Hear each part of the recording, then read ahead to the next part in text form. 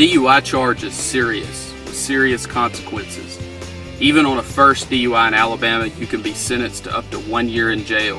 You can also be fined $600 to $2,100 and pay court costs anywhere from $200 to $300 up to $600. You can also have your license suspended for 90 days or revoked for a year depending on the circumstances. And you can also be required to install an ignition interlock device on your vehicle if you meet certain criteria. And you could be required to attend the court referral program as well. We understand how you feel.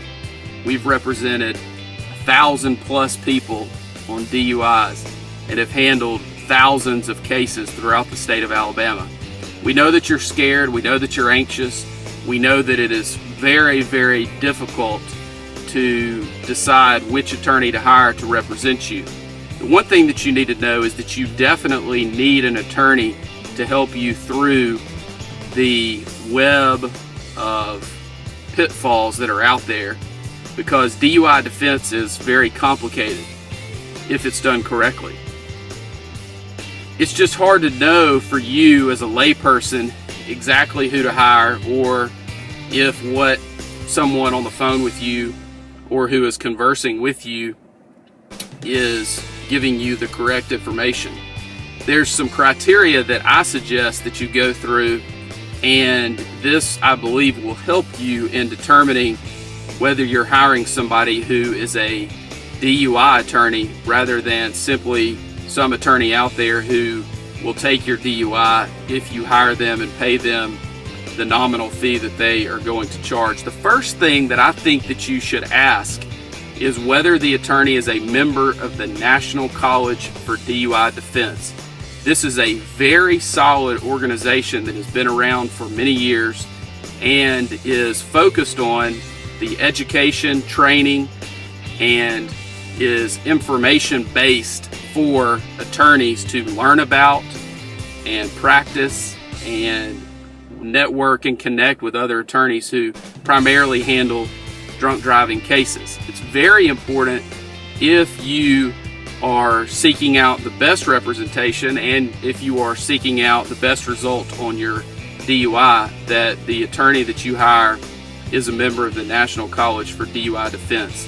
The second item that is a necessity, in my opinion, is that the attorney that you retain to help you with your DUI case in Alabama is certified per NHTSA, which is the National Highway Traffic Safety Administration, to administer standardized field sobriety tests. These are the same tests that you were asked to perform on the side of the road. It's very important that the attorney that you hire is trained in these tests and is familiar with these tests, because as I'll go over in just a minute, there are many issues and items that you can spot if you're trained in these tests and you're trained what to look for. You're going through the same training that the officers go through during their certification process. And it's not just about the tests, it's about the arrest process. It's about the phases of the arrest process, the vehicle in motion phase, the personal contact phase, the pre-arrest screening phase.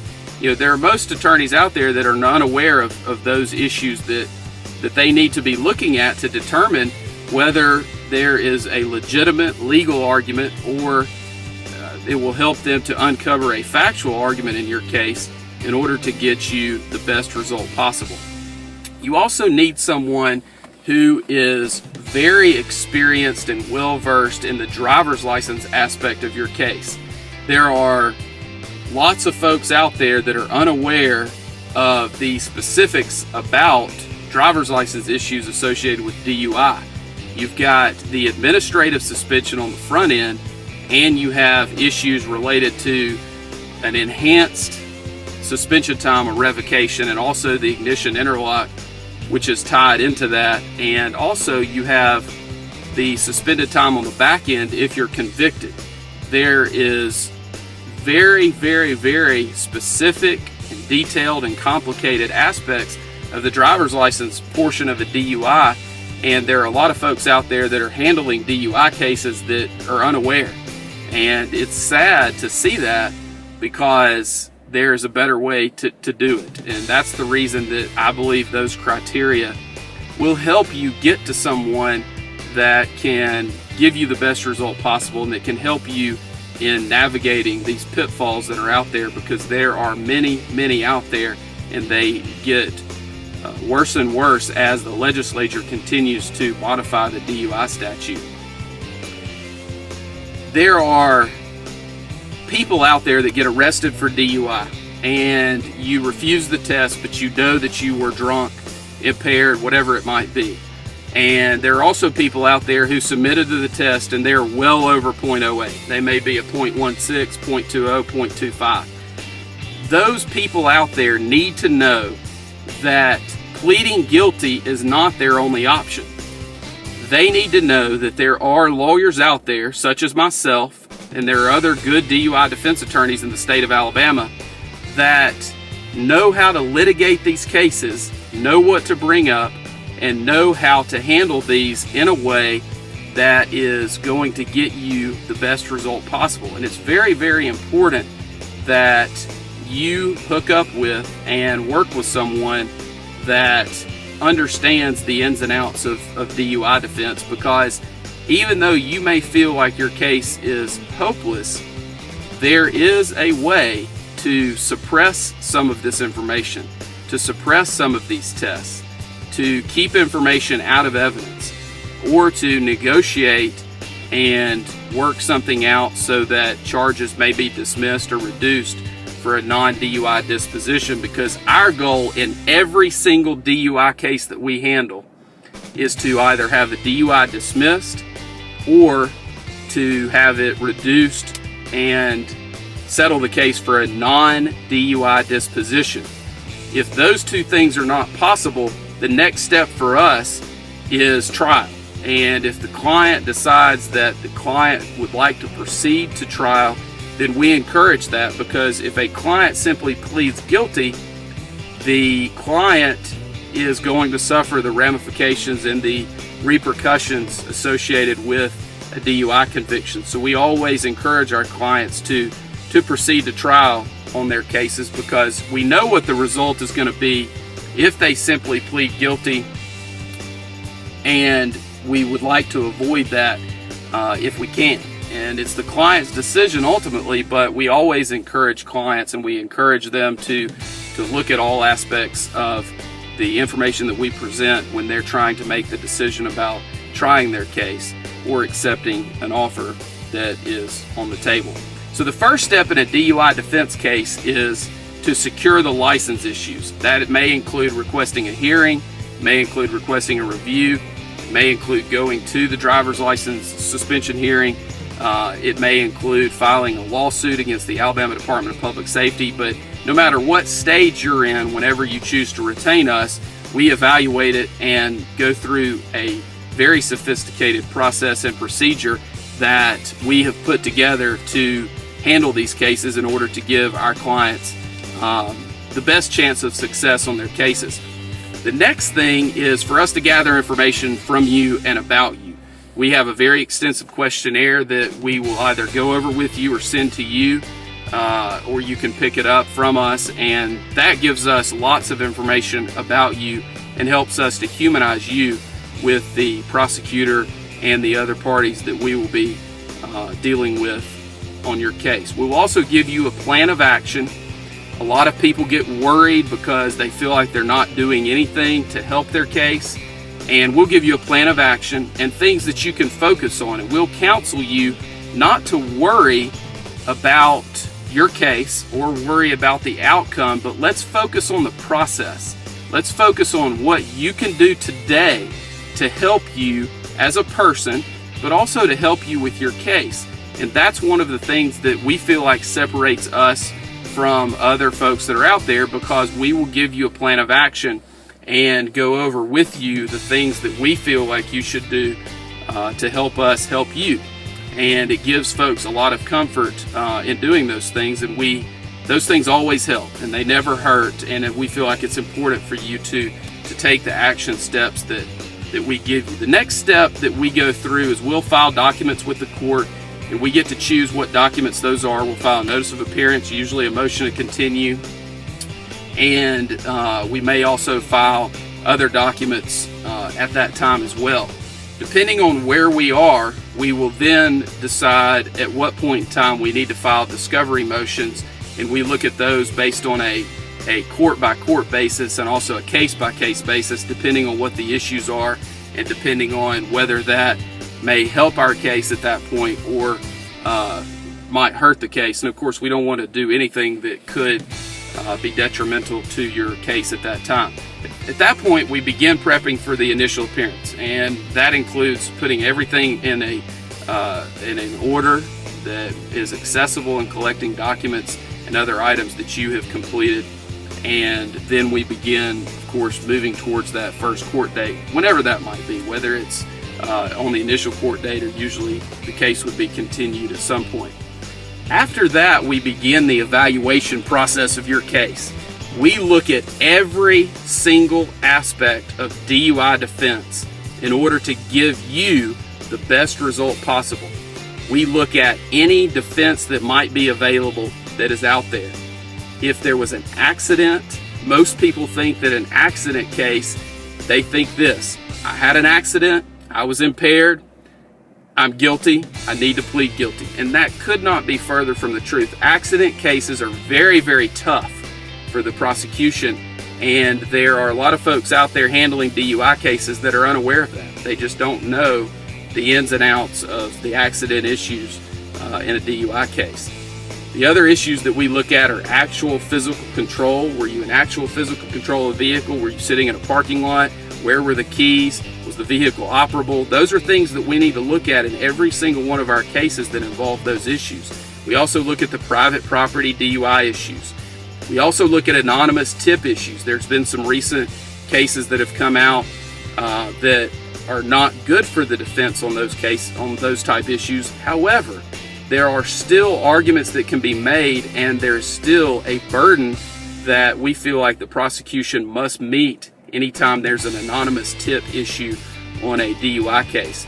We also look at issues about whether you were asleep at the wheel, whether there were passengers, whether there are other issues associated with actual physical control, whether you're on private property.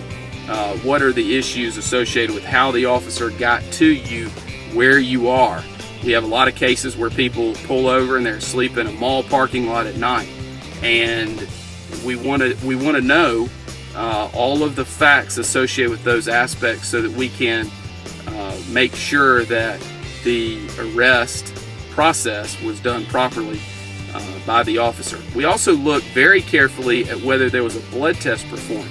There are many folks out there who assume that a hospital blood test is reliable and is one that should be looked at closely as one that is foolproof as far as introduction into evidence and that it comes in every time. And the answer to that is absolutely not. The hospital blood testing process for blood alcohol content is definitely not something that is or should be relied upon, because the testing is not valid, it's not scientifically reliable, and should not be admitted into evidence in our opinion. We also look at the process that a state trooper may have had blood drawn at the hospital provided to him, and he uses the blood kit and sends it to Alabama Department of Forensic Sciences in order to have the blood tested there. Those tests are much more accurate, we feel like, but there are still many processes and procedures such as chain of evidence and other items that must be followed very closely in order for that to come into evidence and be reliable.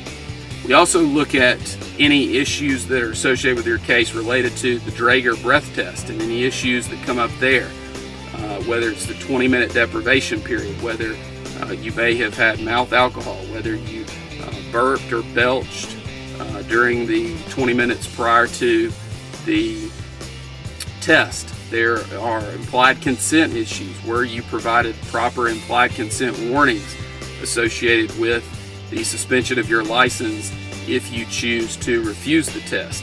And all those are issues collectively that we look at when determining whether a breath test that you submitted to and that ultimately provided a result that was printed on a certificate of breath alcohol analysis, and whether that should come into evidence under the rules of evidence or under the statutory guidelines that must be strictly complied with under Alabama case law in order to just come into evidence without them having to go through the normal process for scientific evidence to get that into the evidence of the case, whether in front of a judge or in front of a jury. We also look at whether the stop of your vehicle or the initial encounter with you was done in a way that is legal and that is constitutional. It's very important to look at that, because if there was no reasonable suspicion of violation of the law, then the officer should not have pulled you over. And if we can prove that, then we can likely have all evidence that may be admitted or that was collected against you suppressed. And if that's the case, then we would win the case based on the state or the city not being able to prove their case. We also look at all of the medical defenses available, whether you have GERD, whether you have dentures and there was alcohol that was collected within the dentures, whether you had recent dental work done. There are a lot of medical issues, whether you have diabetes. There are many medical issues that come up, and we always go through that and make sure that those defenses don't apply. And if they do apply, then we work those up and make sure that we have gone through them properly with you and presented those defenses on your behalf.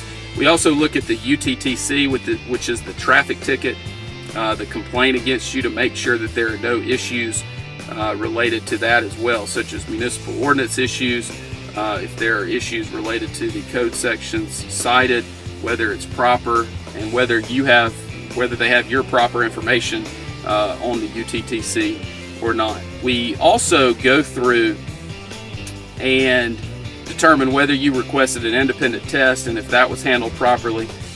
We look at any roadblock issues that may come up, if a roadblock was the cause of the initial encounter.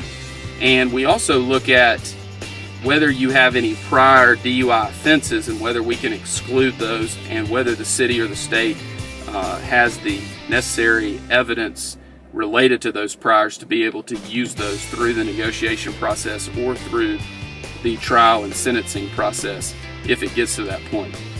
The next thing that we look at, and a very important aspect of the case, is the Standardized Field Sobriety Test. And I am certified as an instructor in field sobriety testing and also as the administrator of the test. And going through that process and reviewing, hopefully, a videotape, definitely the trooper or the city officer's notes related to the field sobriety testing, the process that they have to go through in order to come to a decision to arrest you for DUI is one that has to be followed closely, because otherwise they are simply going through the motions and not doing it properly and arresting you not based on sound evidence or based on logical conclusions from their observations, but just running through the motions so that they can get to an arrest at the end. We want to make sure that that is not happening and that things are not being done that are in violation of your rights and in a way that is not standardized. We want to make sure they gave you the proper instructions, make sure that they look for the proper clues, make sure that they scored the test correctly. It's very important that those items are looked at closely, because otherwise you're giving up some of the aspects of your case that could be litigated and ultimately tried if needed. The other options that we look at after we've gone through the full analysis and talked to the client about every aspect related to their DUIs, we determine if there are any triable issues in the case and how likely it is that we would succeed on those issues. And then we go through the process with the client so that the client gets to decide with our guidance how to proceed in the case, whether to settle the case for a non-DUI disposition, if that is an option, or whether to proceed to trial, if that is what the client chooses, or to accept whatever offer is out there, and that is usually against our advice depending on what the triable issues are that come up. And in any DUI case, if you have the knowledge and the experience to go through and review every aspect of the case and every defense that might be available, there are always issues that can be brought up related to a DUI case because they are so complicated and they require so many steps in going through the process. So it's very important that the case is looked at with eyes that have the experience and the knowledge to get you the best result possible. It's very important. We've handled 1,000+ DUI cases. We've resolved 5,000 or more charges throughout the state of Alabama, and we can help you with your case. All you have to do is let us know and call our office, and we will be glad to talk to you and discuss your case with you at no charge, because we believe that you have a right to speak to any lawyer that you choose without having to pay an initial consultation fee in order to do so.